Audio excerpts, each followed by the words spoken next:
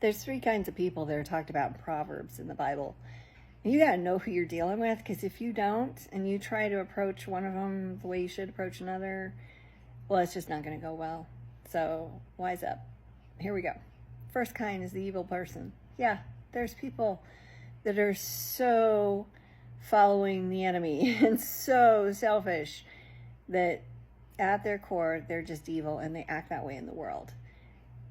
Cloud and Townsend, in their book, Necessary Endings, says the only way to deal with these people is guns and lawyers.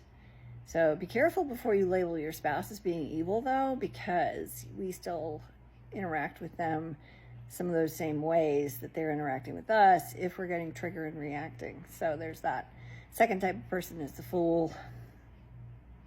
The fool tries to change the story, blame you, turn it back to you when you give feedback.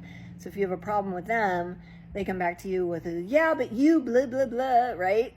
So you got to know that if you're dealing with somebody that won't take responsibility for their actions, doesn't apologize, you're not dealing with the third kind of person, which is a wise person. Wise people are amazing. They're mature.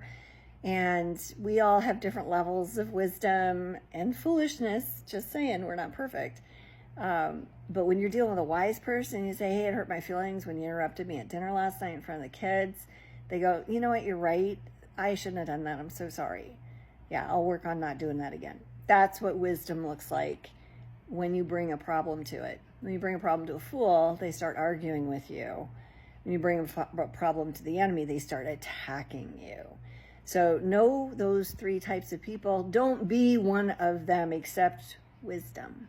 And the way you become more wise is only through deepening your relationship with God.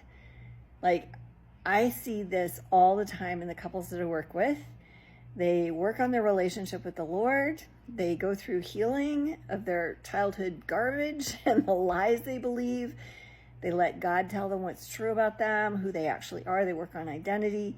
And then what happens is, in the middle of the moment of the day, they know how to move towards their spouse in a way that creates the friendship, just in that tiny little moment, that then breeds connection that everybody's longing for.